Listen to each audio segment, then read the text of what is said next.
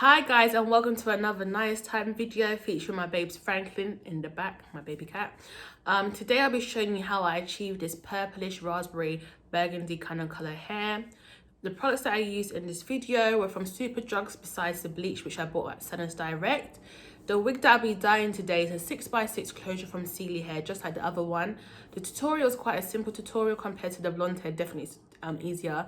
And I hope you enjoy this video, and afterwards I'll be doing another review on the hair and telling you how it held up and the condition of it now. The products that I used for this video was the Schwarzkopf Purple Rage, as well as the Schwarzkopf Raspberry, sorry for the pronunciation, as well as Crazy Color Hair Dye in Color Burgundy, Indola White Bleach Powder, as well as the Indola Developer Cream Volume 40. I also used a mixing bowl as well as a brush, a clip to separate the hair, and a hairbrush to brush the hair dye and the bleach through.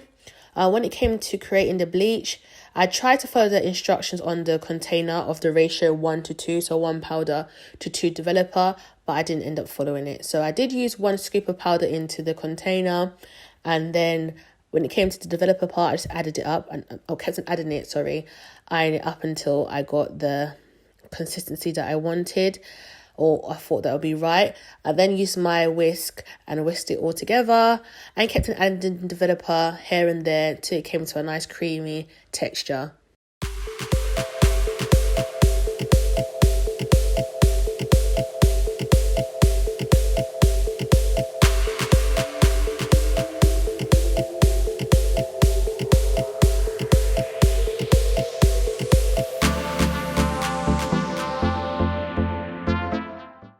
Once I got the consistency I wanted with the bleach, I then decided to apply it to the hair. I decided that I wanted dark roots, so I didn't cover all the hair with bleach. But when I did get to the top, I started to feather it out of the brush, just because I didn't want a line of demarcation across the hair. I also used a hairbrush to brush the hair through, or brush the bleach through the hair, just because I wanted every strand of the hair to be covered. Like, we don't want no patchy hair out here. And I applied this method across the whole head until the hair was completed or covered with bleach.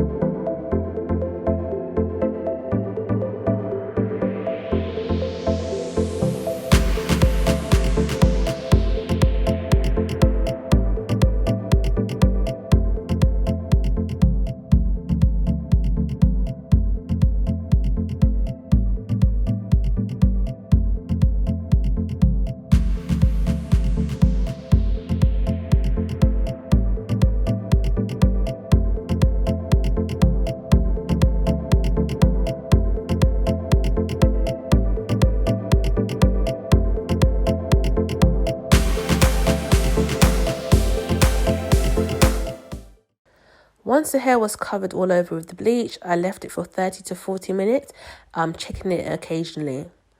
This is the colour that the hair turned out once the bleach was washed out. I then put together the purple hair dye from Schwarzkopf. It was very simple to do. I just followed the instructions on the box. I then put together the raspberry hair dye. I realised that it was very bright, so I added the burgundy hair dye from Crazy Color to it.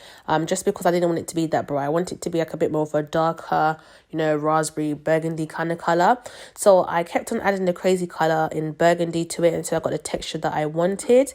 And I also added developer onto it. I thought, as the raspberry colour is a temporary colour that washes out, maybe adding developer would, make it last longer, which it kind of did, because I've had this hair for over a month now and it's still very vibrant.